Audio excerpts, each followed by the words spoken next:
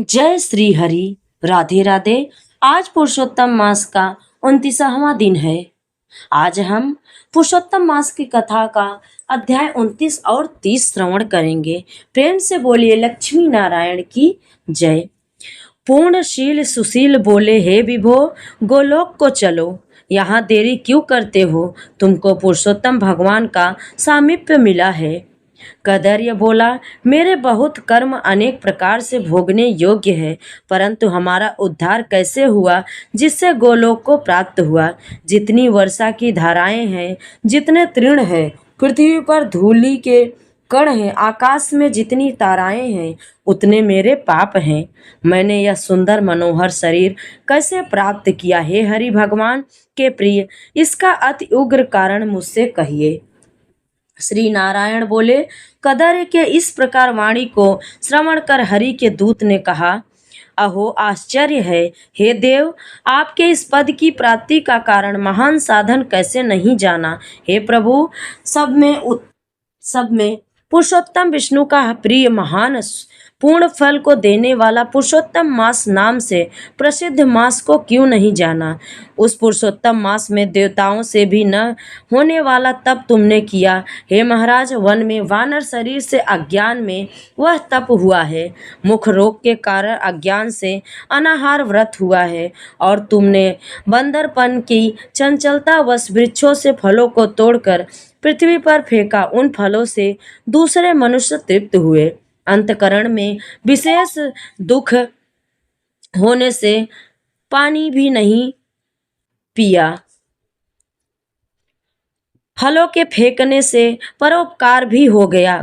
One में घूमते घूमते शीत वायु धाम को सहन किया, और श्रेष्ठ तीर्थ में सुंदर महातीर्थ में 5 दिन गोता लगाया, जिससे पुरुषोत्तम मास में तुमको स्नान का पूर्ण प्राप्त फल हुआ। इस प्रकार तुम्हारे रोगी के अज्ञान से उत्तम तप हो गया, सो यह सब फल हुआ, और तुमने इस समय अनुभव किया जब बिना समझे पुरुषोत्तम मास के सेवन हो जाने से तुमको यह फल मिला। तो मनुष्य इस पुरुषोत्तम मास के उत्तम महात्म को जानकर श्रद्धा से विधि पूर्वक कर्म करे तो उसका क्या कहना। तुमने अपना जो अर्थ साधन किया वैसा करने को कौन समर्थ है? पुरुषोत्तम भगवान को और कोई वस्तु प्रीति को देने वाली नहीं है। इस भारत खंड में अति दुर्लभ मनुष्य योनि में जन्म लेकर जो पुरुषोत्तम भगवान की सेवा करते हैं, जिस पुरुषोत्तम मास में एक भी उपवास के करने से मनुष्य पाप पुंज से छूट जाता है, वहाँ तुमने महीनों उपवास किया। इस उग्र तपस्या का फल कहाँ जाएगा? इस मास के समान वे प्राणी धन्य हैं और कृतकृत्य हैं। वे सदा भगवान पूर्ण कर्म के करने वाले पवित्र हैं, और उनका जन्म सफल है। जिनका सबसे उत्तम पुरुषोत्तम मास स्नान दान तप से व्यतीत हुआ है। श्री पुरुषोत्तम मास में दान पित्त कार्य अनेक प्रकार के तप से अन्य मास की अपेक्षा कोटि गुण अधिक देने वाले हैं। जो पुरुषोत्तम मास के आने पर स्नान दान से रहित रहता है, उस नास्तिक पापी सठ धर्मध्वज खल को धिक्कार है। श्री नारायण बोले, पूर्णशील और सुशील से वर्णित अपने अदृश्य को सुनकर चकित होता हुआ कदर्य प्रसन्न हो रोमांचित हो गया। तीर्थ के देवताओं को नमस्कार कर बाद में कालंजर पर्वत को नमस्कार किया, और वन के देवताओं को गुल्म लता वृक्ष को नमस्कार किया। विनय से युक्त हो विमान की प्रतीक्षा कर मेघ के समान स्वर्ण मण सुंदर पीताम्बर को धारण कर वह कदर्य विमान पर सवार हो गया। संपूर्ण देवताओं के देखते हुए गंधर्व से स्तुति और किन्नर आदि को से बार बार बाजा बजाए जाने पर इंद्राद देवताओं ने प्रसन्न होकर मग्न पुष्प वृष्टि को करते हुए उसका आनंद पूर्वक पूजन किया। फिर आनंद से युक्त योगियों को दुर्लभ गोप गोपिकाओं गौओं से सेवित रास मंडल से सुशोभित गोलोक को गया। जरा मृत्यु रहित इस गोलोक में जाकर प्राणी शोक का भागी नहीं होता है। उस गोलोक में यह चित्र शर्मा पुरुषोत्तम मास के सेवन से गया। व्यास से पुरुषोत्तम मास के सेवन से वानर शरीर छोड़कर दो भुजाधारी मुरली हाथ में लिए पुरुषोत्तम भगवान को देखकर बहुत प्रसन्न हुआ। श्री नारायण बोले, इस आश्चर्य को देखकर समस्त देवता चकित हो गए और श्री पुरुषोत्तम की प्रशंसा करते अपने अपने स्थान को गए। नारद मुनि बोले, हे तपोधन, आपने दिन के प्रथम भाग का कृत्य कहा। पुरुषोत्तम मास के दिन के पिछले भाग में होने वाले कृत्य को कैसे करना चाहिए? हे बोलने वालों में से श्रेष्ठ, गृहस्थ के उपकार के लिए मुझसे कहिए, क्योंकि आपके समान महात्मा सदा सबके ऊपर कार्य के लिए विचरण करते हैं। श्री नारायण बोले, प्रातः काल के कृत्य को विधि पूर्वक समाप्त कर बाद में मध्याह्न में होने वाली संध्या को करके तर्पण को करे। देव, मनुष्य, पशु, पक्षी, सिद्ध, यक्ष, सर्स, दैत्य, प्रेत, पिशाच, नाग से सब जो अन्न की इच्छा करते हैं वे सब मेरे से दिए गए अन्न को ग्रहण करें। फिर पंच महायज्ञ को करें। इसके बाद भूत बलि को करें और काक, कुत्ता को श्लोक पढ़ता हुआ बलि देते। इस प्रकार कहकर समस्त भूतों को पृथक पृथक बलि देते और फिर विधि पूर्वक आचमन कर प्रसन्न होकर श्रद्धा से अतिथि प्राप्ति के लिए गो दूहने के समान तक द्वार का अवलोकन करे। यदि भाग्य से अतिथि मिल जाए तो बुद्धिमान प्रथम वाणी से सत्कार करके उस अतिथि का देवता के समान पूजन करे और यथाशक्ति अन्न जल से संतुष्ट करे। फिर विधि पूर्वक सब व्यंजन से युक्त सिद्ध अन्न से निकालकर भिक्षु और ब्रह्मचारी को भिक्षा देवे। सन्यासी और ब्रह्मचारी ये दोनों सिद्ध अन्न के मालिक हैं। इनको अन्न न देकर भोजन करने वाला चंद्रायण व्रत करे। प्रथम सन्यासी के हाथ पर जल देकर भिक्षान देवो, तब यह भिक्षान मेरू पर्वत के समान और जल समुद्र के समान कहा गया है। सन्यासी को जो मनुष्य सत्कार करके भिक्षा देता है उसको गोदान के समान पूर्ण होता है। इस बात को यमराज भगवान ने कहा है। फिर मौन होकर पूर्व मुख बैठकर शुद्ध और बड़े पात्र में अन्न को रखकर प्रशंसा करते हुए भोजन करें। अपने आसन पर अपने बर्तन में एक वस्त्र को भोजन नहीं करे। स्वयं आसन पर बैठकर स्वच्छ चित्र प्रसन्न मन होकर जो मनुष्य अकेला ही अपने कांसे के पात्र में भोजन करता है तो उसके आयु, प्रथा, यश और बल ये चार बढ़ते हैं। दिन में सत्य त्वतेन्द्र परिच्छामि, रात्रि में ऋतुवा सत्येन परिच्छामि। इस मंत्र से हाथ में जल लेकर निश्चय कर घृत व्यंजने युक्त अन्न का भोजन करे। भोजन में से कुछ अन्न लेकर इस प्रकार कहे, भूपतये नमः। प्रथम कहकर भूपतये नमः कहे, भूतानायन पतये नमः यह कर धर्मराज की बलि देवे। फिर चित्रगुप्त को देखकर भूतों को देने के लिए यह कहे, जिस किसी जगह स्थित भूख व्यास से व्याकुल भूतों की तृप्ति के लिए यथा सुख यह अक्षय अन्न हवे। प्रणाये अपनाये बयानाम उदानाय तथा समानाय कहे। प्रणव प्रथम उच्चारण कर अंत में स्वाहा पद जोड़कर घी के साथ 5 ग्रास जीवा से प्रथम निगल जाए, दांतों से न चबाए। फिर तन्मय होकर प्रथम मधुर भोजन करे। नरक के पदार्थ और खट्टा पदार्थ मध्य में, कंडुआ तीखा भोजन के अंत में खाए। पुरुष प्रथम द्रव्य पदार्थ भोजन करे, मध्य में कठिन पदार्थ भोजन करे, अंत में पुनः पतला पदार्थ भोजन करे तो बल और आरोग्य से रहित नहीं होता। मुनि को 8 ग्रास भोजन के लिए कहा है। वानप्रस्थाई को 16 ग्रास भोजन के लिए कहा गया है। गृहस्थ आश्रम को 32 ग्रास भोजन कहा गया और ब्रह्मचारी को अपरिमित ग्रास भोजन के लिए कहा गया है। द्विज को शास्त्र के विरुद्ध भक्ष्य भोजन पदार्थों को नहीं खाना चाहिए। सुख और बासी पदार्थ को विद्वानों ने खाने के अयोग्य बताया है। घी दूध को छोड़कर अन्य वस्तु विशेष भोजन करे। भोजन के बाद उस शेष को अंगुलियों के अग्रभाग में रखकर अंजाली जल से पूर्ण करे। उसका आधा जल पी जाए और अंगुलियों के अग्रभाग में स्थित शेष को पृथ्वी में देकर ऊपर से अंजलि का शेष आधा जल विद्वान उसी जगह इस मंत्र को पढ़ता हुआ सिंचक करे। ऐसा न करने से ब्राह्मण पाप का भागी होता है, फिर प्रायश्चित करने से शुद्ध होता है। रवे रवे यून नीले पद्याबुधि निवासी नामम अर्थानि नामोदकम दंतमच्छ मुपपिष्ठ दे। अर्थात रौनक नरक में पीप के गढ़े में पद अदूर्व वर्ष तक वास करने वाले इच्छा करने वाले के लिए मेरा दिया हुआ यह जल अक्षय होता हुआ प्राप्त हो। मंत्र पढ़ के जल से सींच कर दांतों को शुद्ध करे।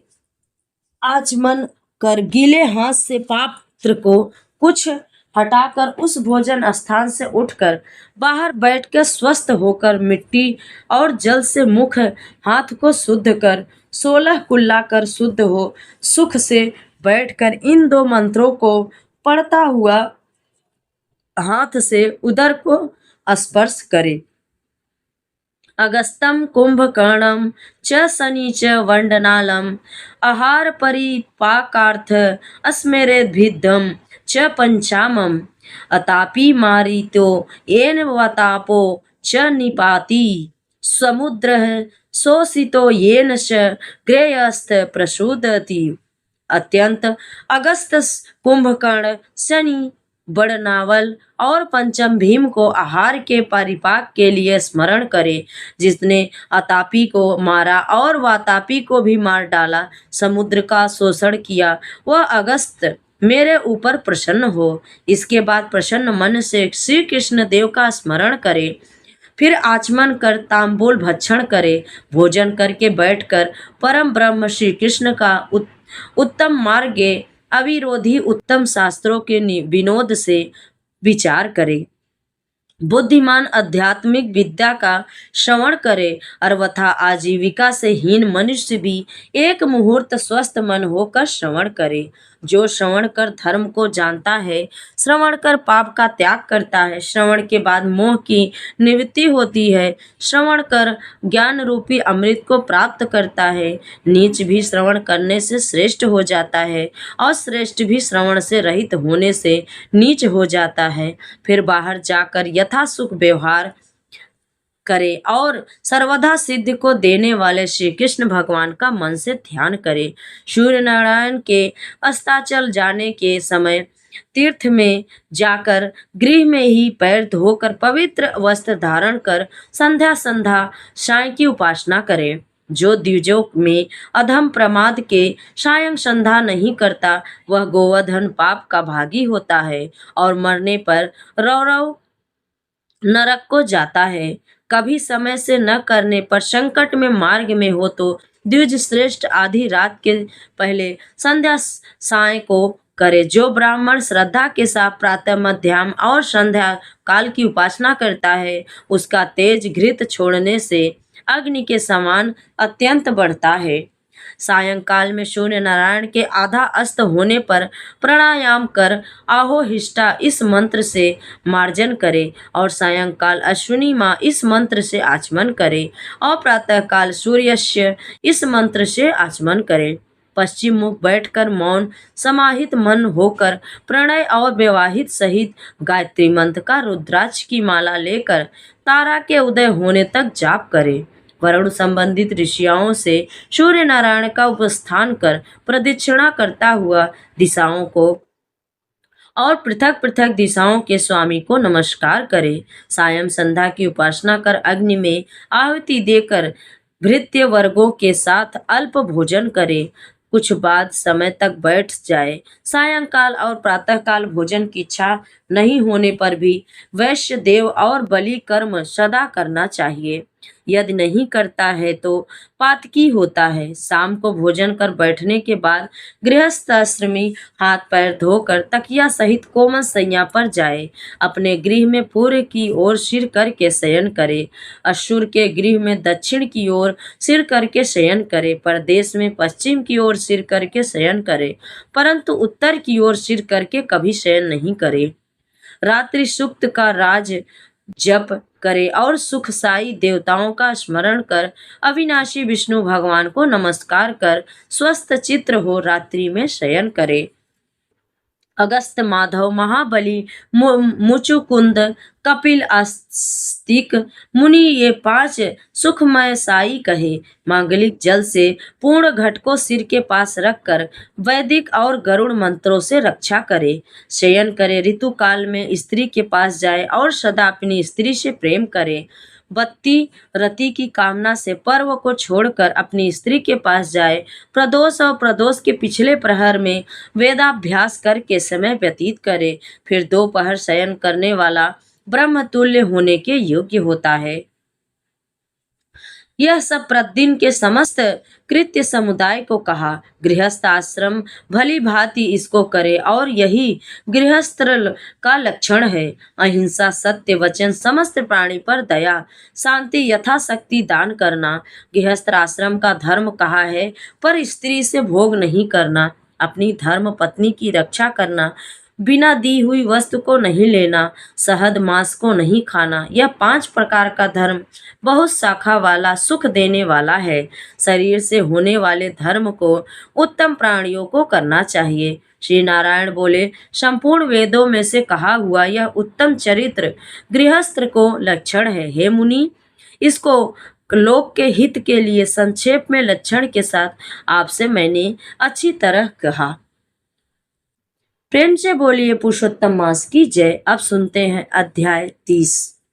श्री सूत जी बोले, हे पृथ्वी के देवता ब्राह्मणों, इस प्रकार नारद मुनि के पूछने पर स्वयं प्राचीन मुनि नारायण ने पतिव्रता स्त्री के लक्षणों को कहा। श्री नारायण बोले, हे नारद सुनो, मैं पतिव्रताओं के उत्तम व्रत को कहता हूँ। पति कुरूप हो, कुत्सित व्यवहार वाला हो अथवा सुरूपवान हो, रोगी हो, पिचास हो, क्रोधी हो, मद्यपान करने वाला हो, मूर्ख हो, मूक हो, अंधा हो अथवा बधिर हो, भयंकर हो, दरिद्र हो, कुपण हो, निंदनीय हो, दीप हो, अन्य स्त्रियों में असक्त हो, परंतु सती स्त्री सदा वाणी शरीर कर्म से पति का देवता के समान पूजन करे। कभी भी स्त्री पति के साथ कठोर व्यवहार ना करे।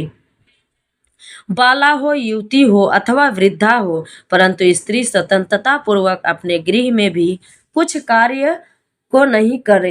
अहंकार और काम क्रोध का सर्वदा त्याग कर पति के मन को सदा प्रसन्न करती रहे और दूसरे के मन को कभी भी प्रसन्न नहीं करे। जो स्त्री दूसरे पुरुष की कामना करती है, प्रिय वचनों से प्रलोभन देने पर, जन समुदाय में स्पर्श होने पर विकार को नहीं प्राप्त होती, तो स्त्री के शरीर में जितने रोम होते हैं उतने 1000 वर्ष तक वह स्त्री स्वर्ग में वास करती है।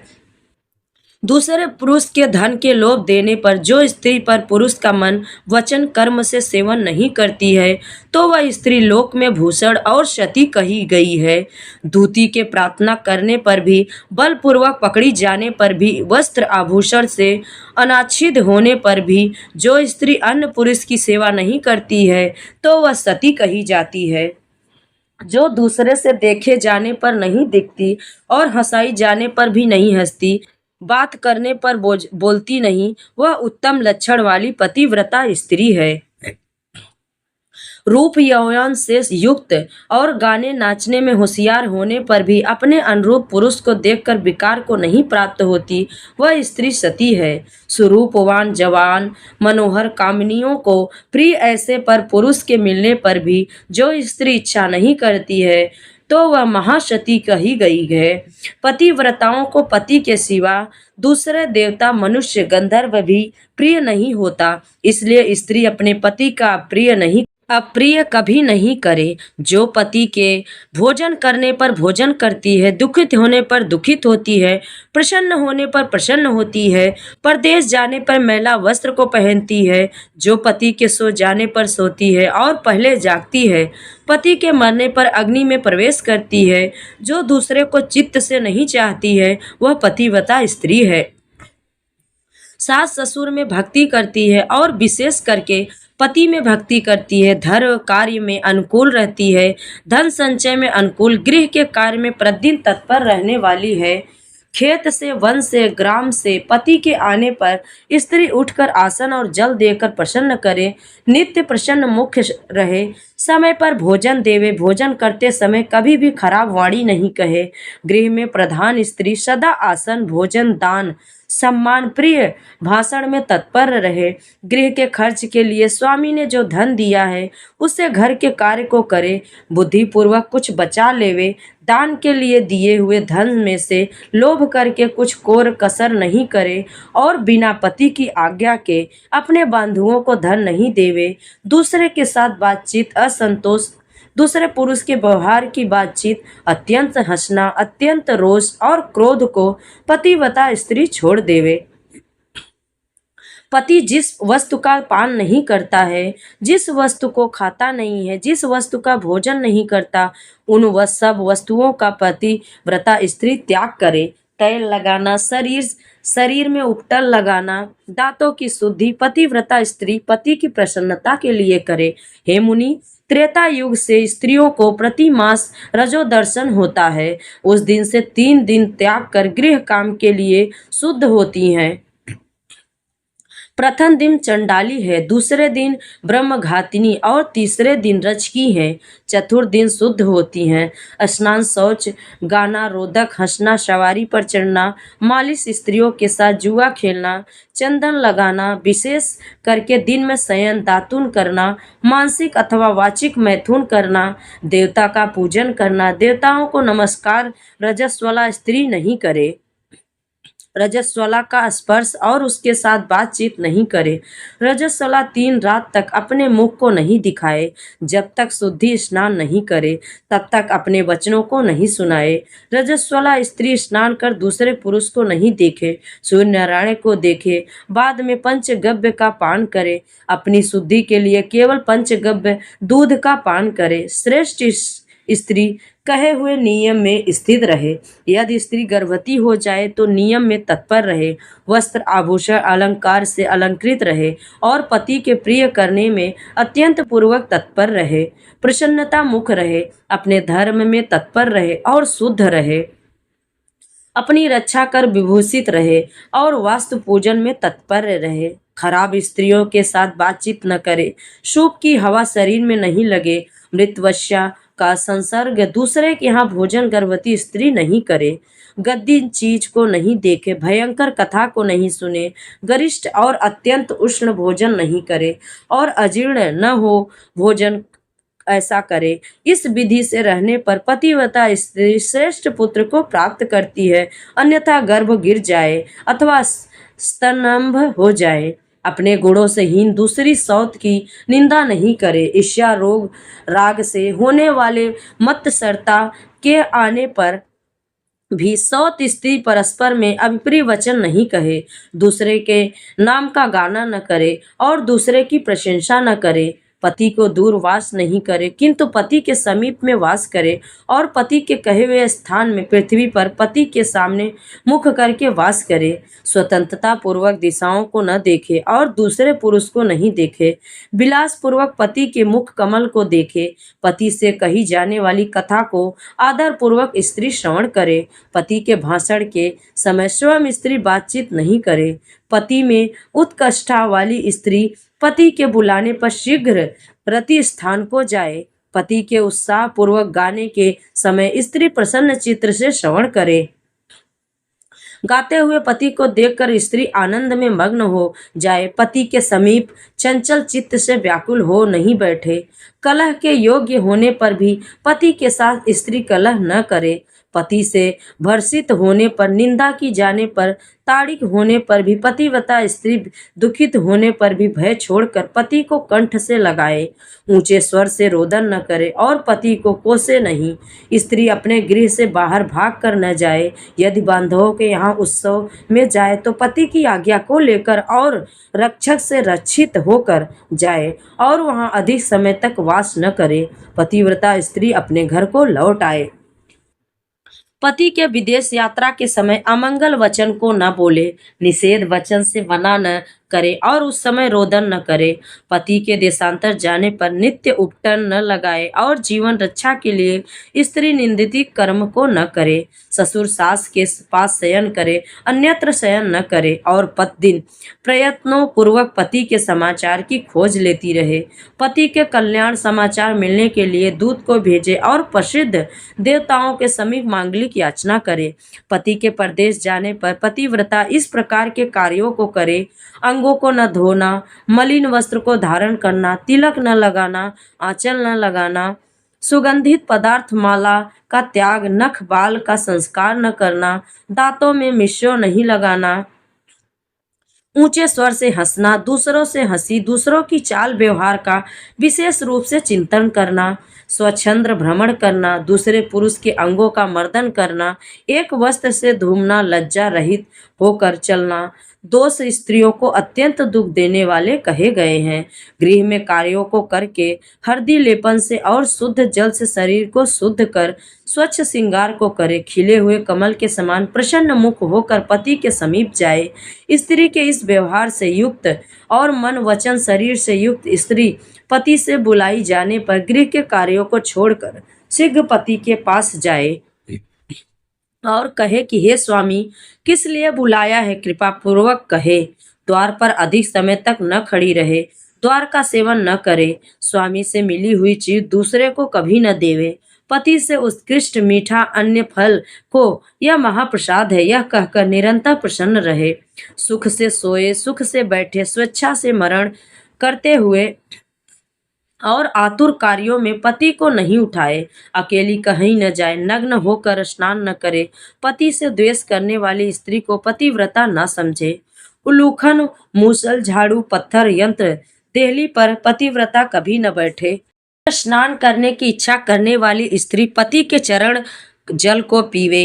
स्त्री के लिए शंकर से भी, विष्णु भगवान से भी अधिक पति ही कहा गया है।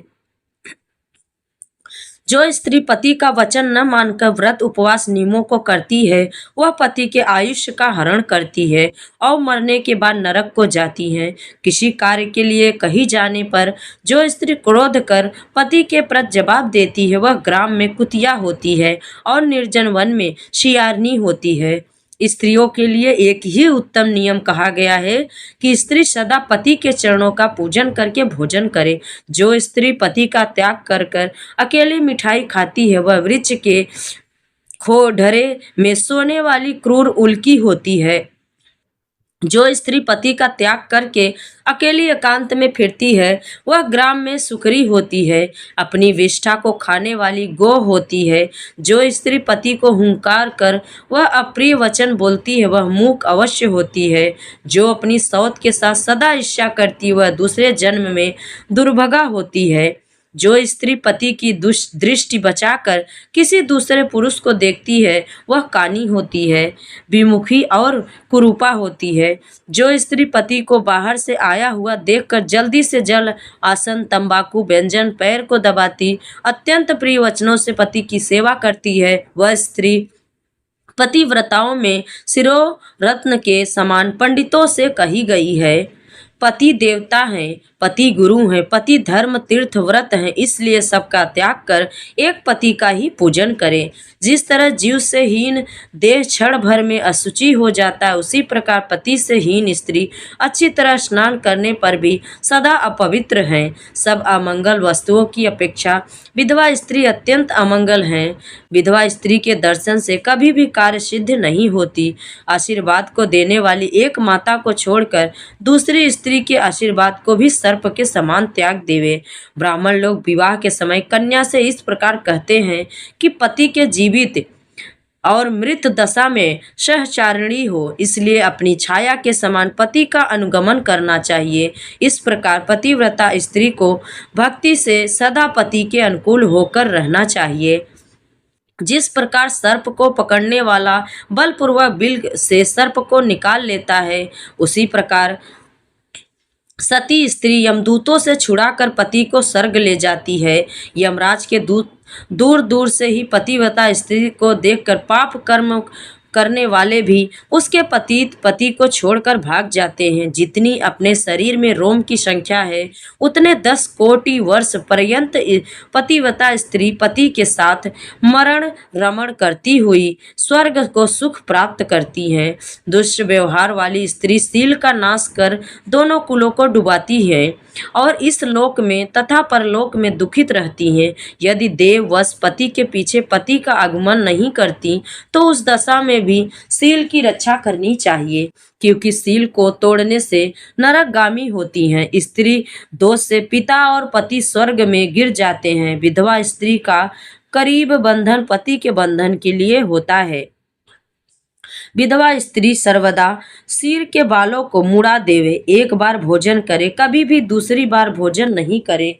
खाट पर सोने वाली विधवा स्त्री अपने पति को नीचे गिरा देती, इसलिए पति के सुख के लिए पृथ्वी पर सोए, अंगों में उकटन नहीं लगाए और तंबाकू को न खाए, सुगंध का सेवन विधवा न करे, प्रतिदिन कुछ तिल जल से पति का तर्पण करे और पति के पिता का उनके पिता का नाम गोत्र कहकर तर्पण करे, सदा श्वेत वस्त्र धारण करे।